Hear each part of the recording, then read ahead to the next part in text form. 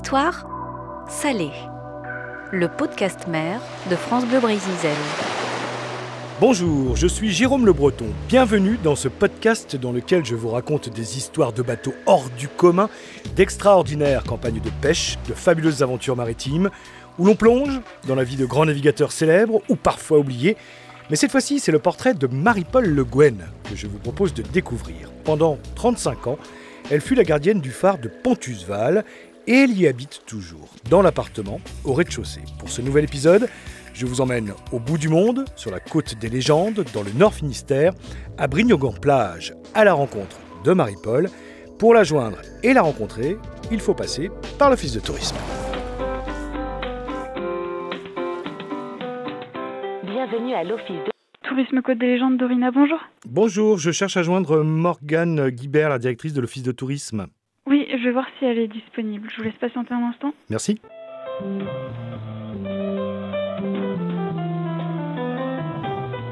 Oui, allô? Bonjour Morgane. Oui, bonjour. Jérôme Le Breton de France Bleu. Je me permets de vous appeler parce que je suis à la recherche du contact de Marie-Paul Le Guen. Je souhaiterais réaliser un enregistrement avec elle, mais je ne trouve pas ses coordonnées.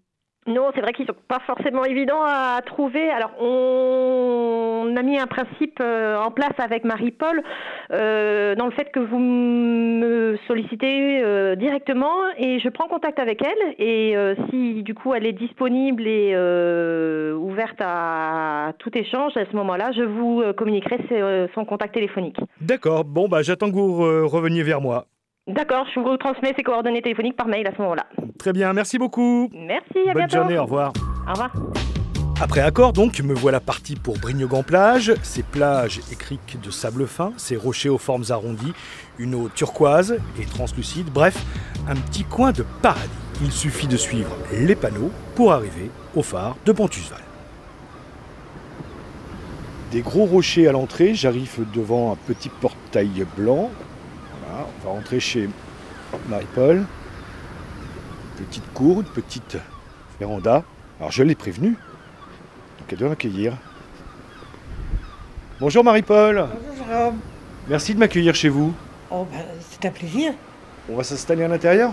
Voilà, on rentre chez Marie-Paul. Nous sommes au pied du phare. Fermez la porte.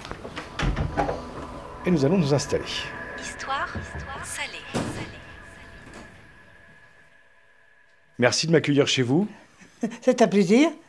Dites donc, petit coin de paradis là. Hein. On a la fenêtre qui est ouverte. On a vue sur la mer avec tous ces rochers. C'est chouette hein, le coin. Hein. Ah oui, formidable.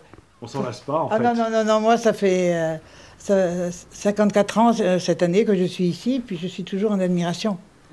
Je suis heureuse ici. C'est mon paradis. J'aimerais qu'on remonte à avant d'être gardienne de phare, parce que je l'évoquais, en fait, vous êtes natif d'ici, juste à côté, et en fait, vous aidiez vos parents à ramasser le goémon ici sur les plages. Oui. J'étais à l'école jusqu'à mes 15 ans, hein, et après le certificat d'études, bon, mes parents n'étaient pas riches, il n'y avait pas moyen de continuer les études. Donc je suis restée à la ferme. Alors on allait lever le goémon avec, vous savez, on appelle ça les civières. Nous n'avions pas de cheval, et alors parfois c'était toute la journée quand même. Oui, c'est physique, hein. Ah, c'est physique.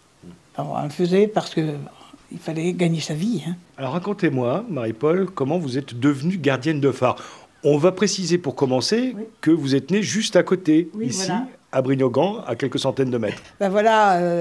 La gardienne qui était avant moi prenait sa retraite. Et puis, vous savez, dans les petits padelins, tout se sait. Alors, j'ai posé la question à mon mari, est-ce qu'on ne pourrait pas y aller? Parce que un coin comme ça, c'est quand même incroyable, quoi. Et alors, la gardienne qui était ici, je la connaissais. Et donc, on a pris des contacts avec elle. Elle a dit, je ferai le nécessaire, si c'est possible, la place sera pour toi. On est venu, l'ingénieur était ici, il m'a posé des questions, et avec mon certificat d'études, j'ai été prise. Et donc, on m'a montré comment il fallait faire, tout ça. Et donc, la gardienne est partie le 15 octobre, et nous sommes arrivés le 16 octobre. Voilà. Ah oui, ça n'a pas perdu de temps. Non, pas du tout. Pas du tout. Et ma foi, c'était le bonheur. C'est donc dans ce phare à terre de Pontusval, tout blanc au toit bleu, que Marie-Paul a élu domicile pour son plus grand bonheur. À sa droite et à sa gauche, 2 petites criques de sable blanc. Juste devant, de nombreux rochers arrondis aux couleurs roses. De la fenêtre de son salon, une vue directe sur la mer. Du jour au lendemain, Marie-Paul devient gardienne de phare et assure l'entretien et la surveillance pour que jamais le feu ne s'éteigne, avec des journées bien réglées.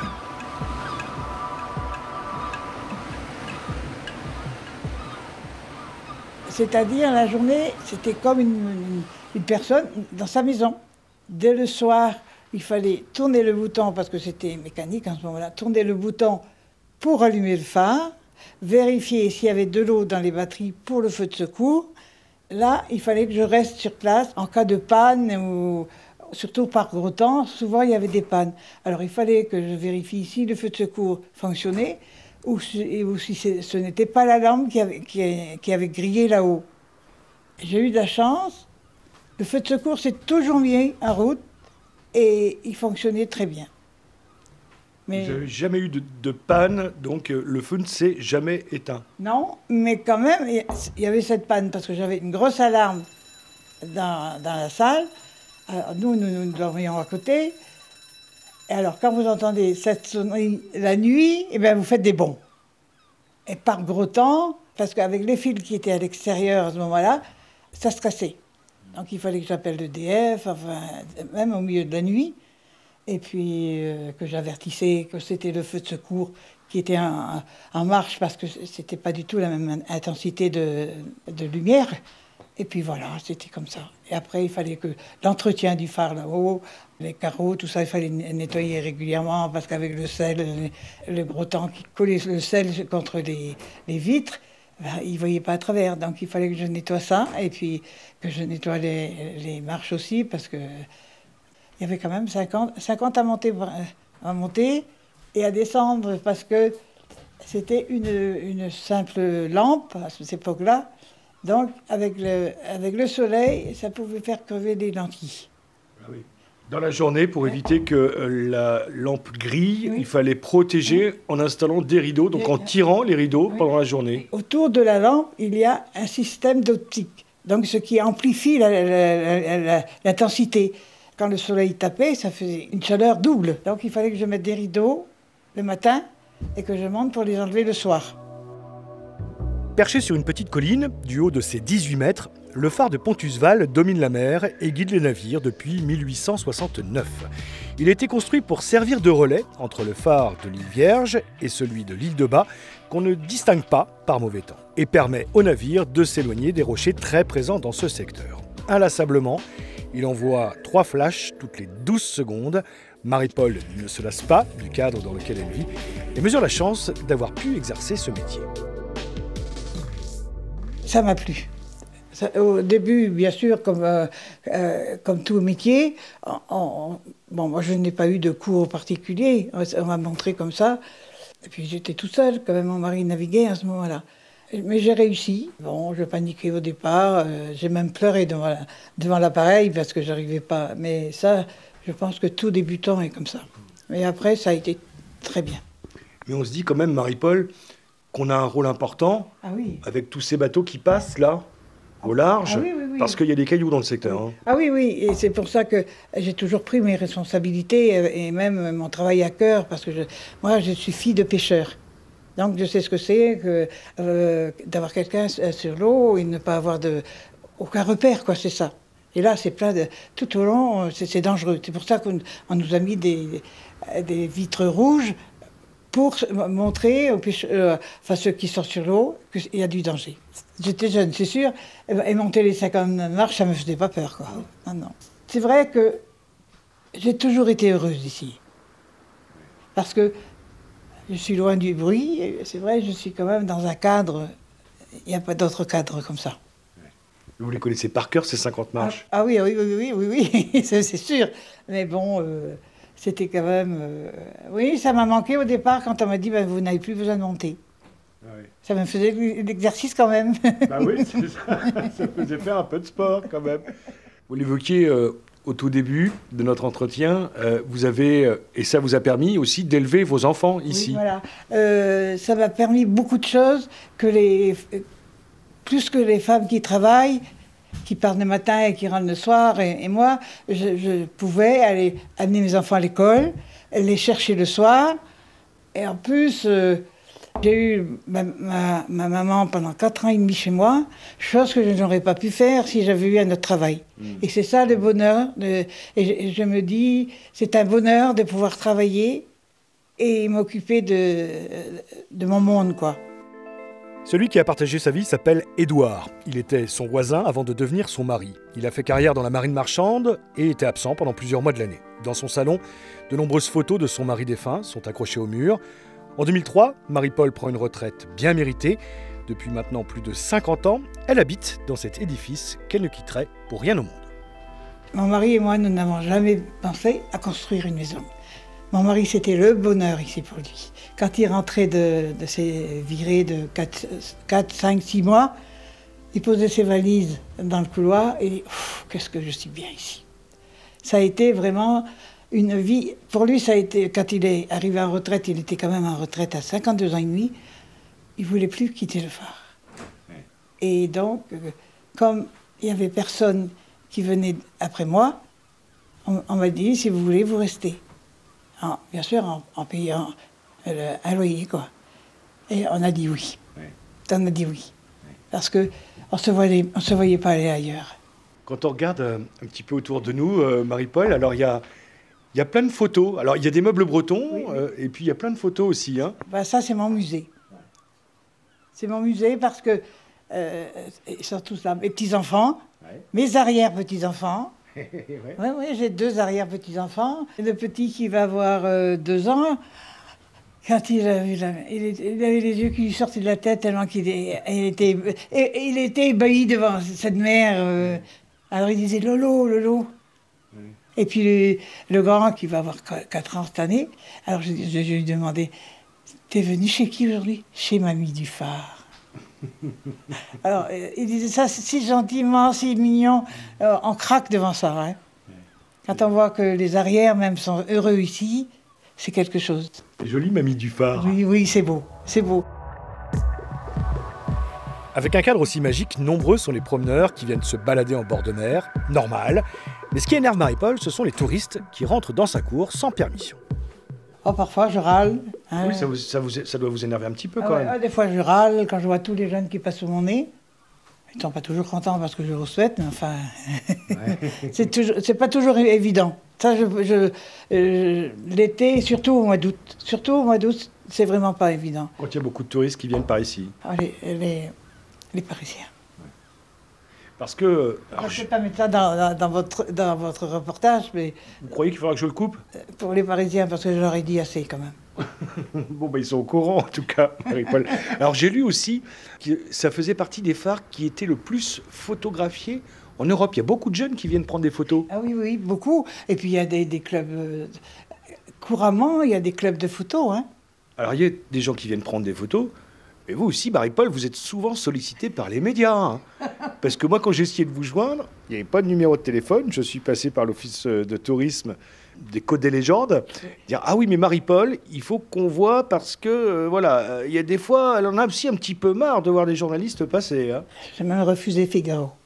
Vous avez refusé le Figaro ? Oui. Parce que je saturais. Le pire, vous me disiez, avant qu'on l'enregistre, c'est la télé.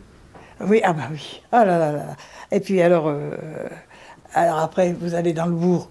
Je suis connu tout le monde. Ah, on t'a vu à la télé. Oh là là là là. Enfin, c'est toujours des trucs. Alors, parfois, j'accepte ça. Ça dépend de mon humeur. D'accord. Donc là, vous êtes de bonne humeur pour me recevoir, Marie-Paul. Oui, bien sûr. Mais j'étais préparée. Hein. Ah, ouais. Morgane m'a téléphoné, vous m'avez téléphoné, donc je savais. Ouais. Je savais. Quel souvenir, Marie-Paul, vous gardez de ces 35 ans de gardienne de phare ? Les souvenirs, je peux vous dire, il y a eu des tempêtes qui ont été dures quand même. Une fois, et ça je le dis à tout le monde, une nuit, on s'est cru sur une île. Les 2 bras de mer se sont rejoints, la mer qui vient de là et la mer qui vient de là, se sont rejoints, et la mer est venue dans notre terrain en bas. Ça a duré une demi-heure, mais vraiment, on se croyait sur une île. Et ça moi, ça m'a fait peur. Ouais, parce que j'imagine, on est vraiment au bout du monde ici. J'imagine que quand il y a du vent, on est vraiment exposé, les volets doivent claquer, il doit y avoir un bruit quand même. Ben oui, et puis surtout, la mer est très mauvaise. Il y a des tempêtes terribles, là, hein, parce que on en a vu quand même. Enfin, on s'habitue. Hein. Ouais. Moi, j'ai toujours connu le vent, les tempêtes, parce que du fait qu'on était au bord de mer aussi. Vous remontez jamais? J'ai plus le droit. Ah oui? Parce que si je me casse la figure, ce sont des marches, hein, c'est en pierre qui va répondre, quoi. Bon, bah, en tout cas, merci Marie-Paul de m'avoir raconté votre histoire, votre belle histoire en plus. Bah, moi, je trouve que c'est une belle histoire et puis on sent que vous en parlez, que vous êtes heureuse, vous avez été heureuse et vous êtes encore heureuse aujourd'hui. Ouais. Parfois, je ne sors même pas de la journée et je suis bien. Je suis calfeutrée dans mon phare, je suis bien. Merci Marie-Paul. De rien, je suis contente de raconter un peu ma vie. Bon, pour rien au monde, en tout cas, vous n'auriez changé de vie? Ah non. Ah non, et je dis haut et fort, je veux mourir dans le phare.